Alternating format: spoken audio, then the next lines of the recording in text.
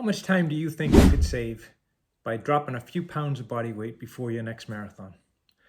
That's what I'm going to cover with you today.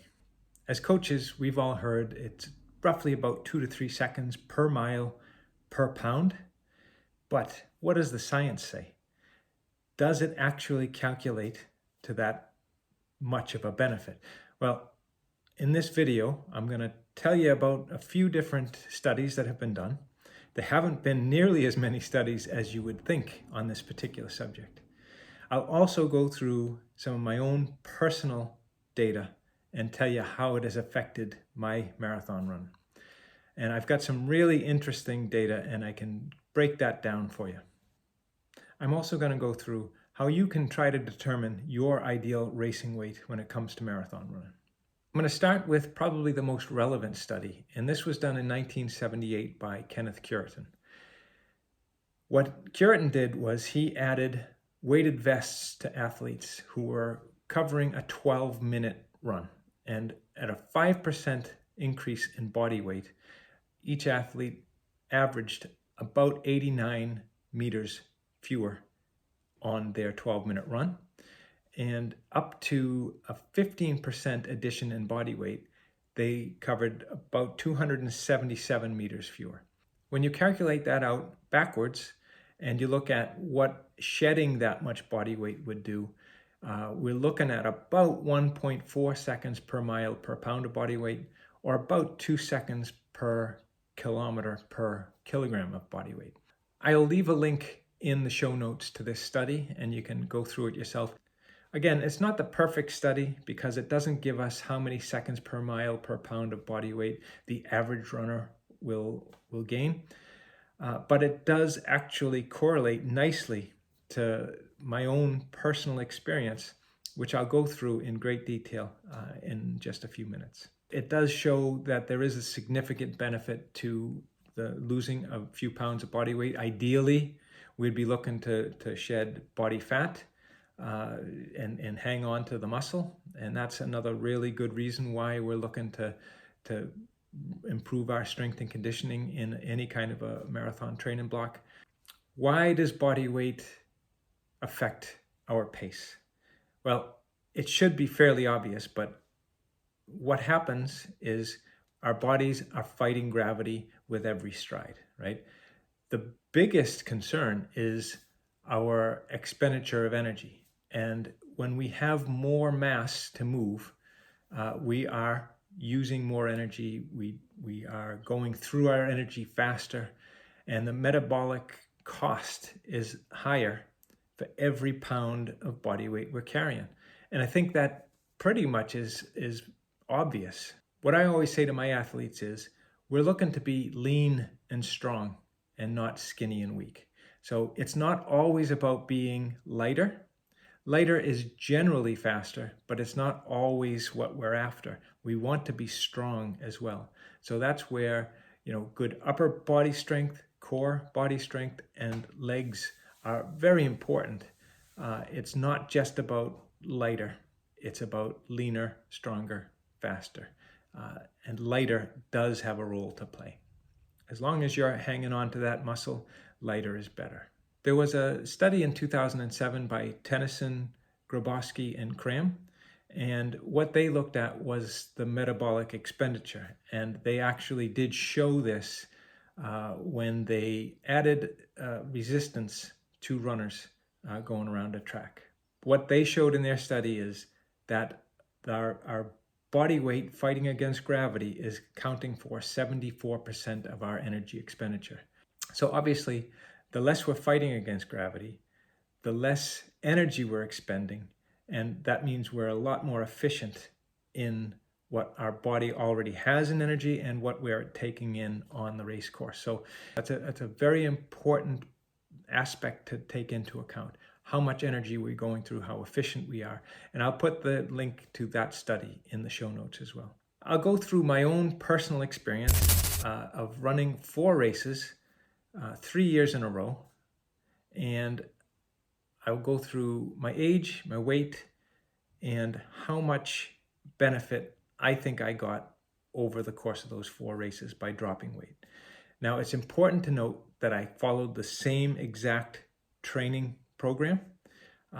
What I came up with in the first one, I found it worked really nice for me, and I maintained those exact workouts for the next 3 training blocks. So that's what makes this data relevant.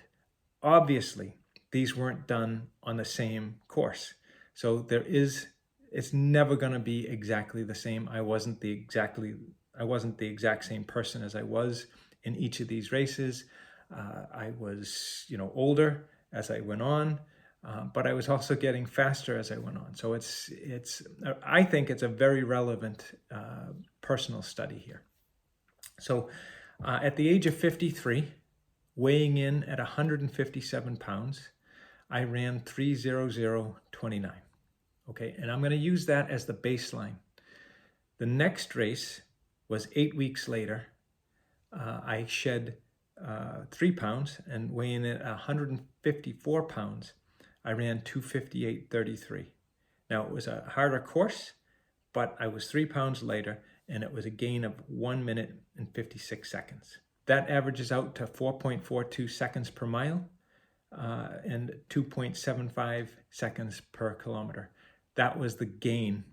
Now, when we break that down to how many seconds per mile per pound, that was 1.4 seconds per mile per pound improvement, and that is a 2.02 second per kilometer per kilogram.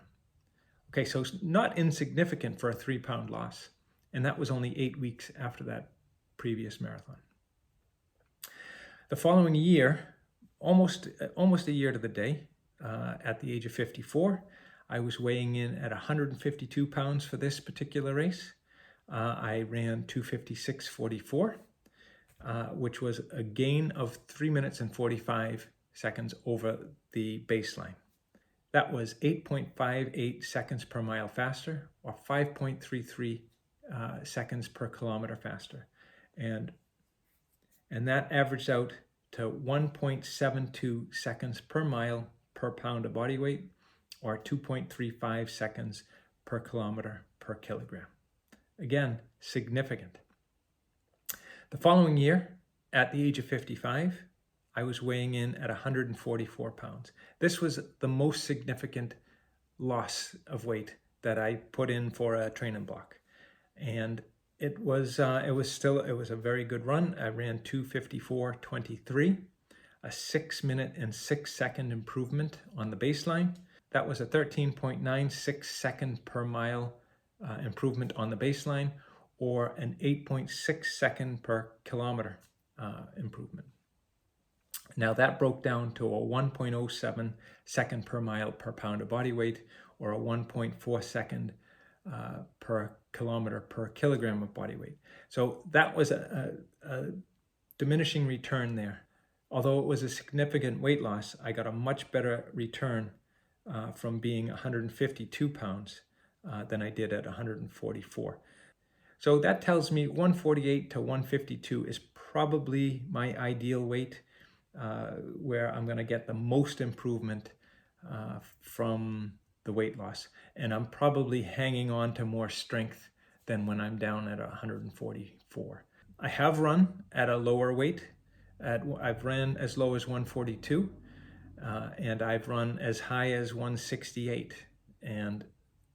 But those would have been outliers. Those wouldn't have been following the same training program.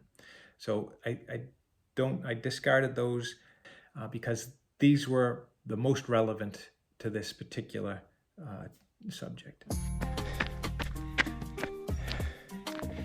For all the over 40s marathon runners, whether you're running your first marathon, you've been chasing a time, you've been dealing with injuries, I have a 100% money back guarantee coaching program for you. It's called the Guaranteed Marathon Result, and I can offer you this with confidence. It's a program that I've been using for years. I just ran my 44th marathon at the age of 57. I ran my fastest marathon at the age of 55. This system works, keeps you injury free, keeps you strong, keeps you running, keeps you enjoying the sport. Now we'll talk a little bit about how to determine your ideal race weight. Back in the 60s, a guy by the name of Dr. Maxwell Stillman came up with his formula for how athletes can determine their ideal racing weight. Now his study looked at high-performing athletes, professional runners, Olympic runners, at a very high standard.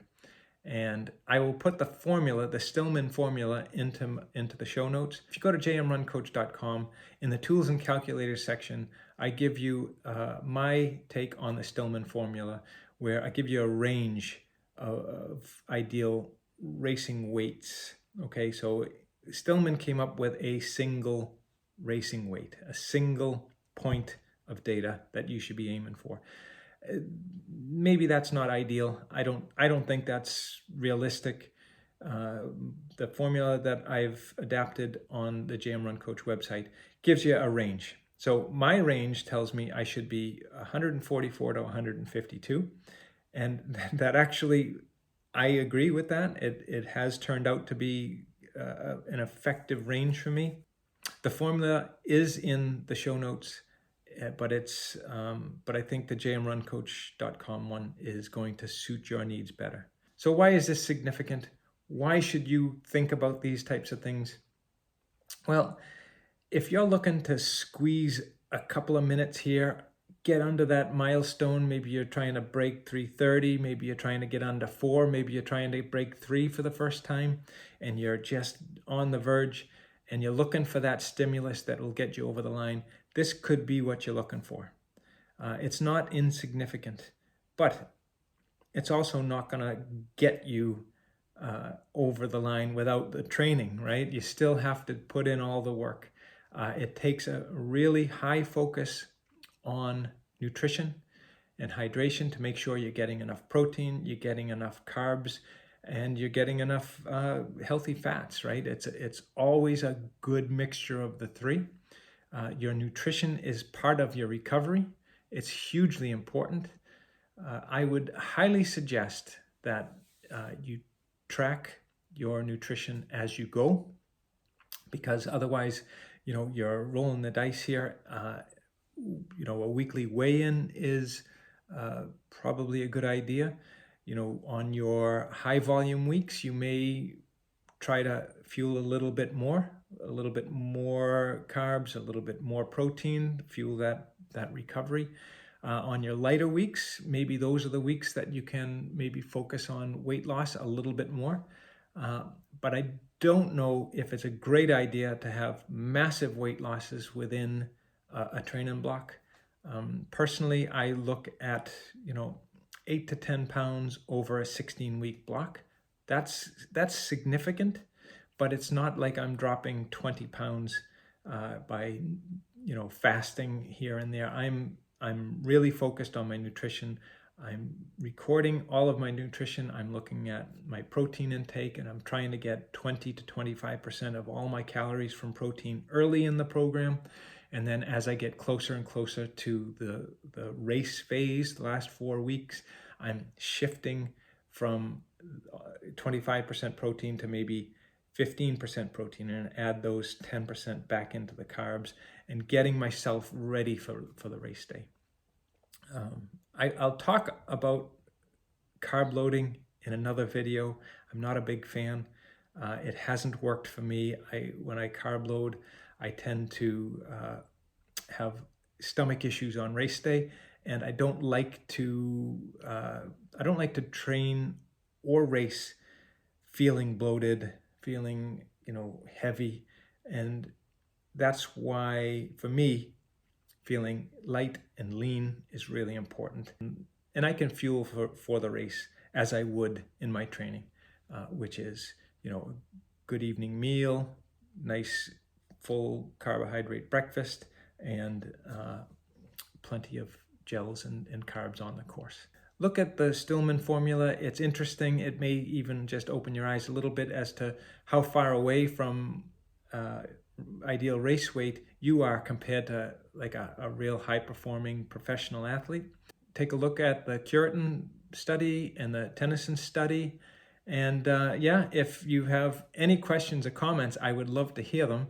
Otherwise, I'll see you in the next video where I'm going to talk a little bit more about nutrition and what our nutrition goals should look like for marathon training.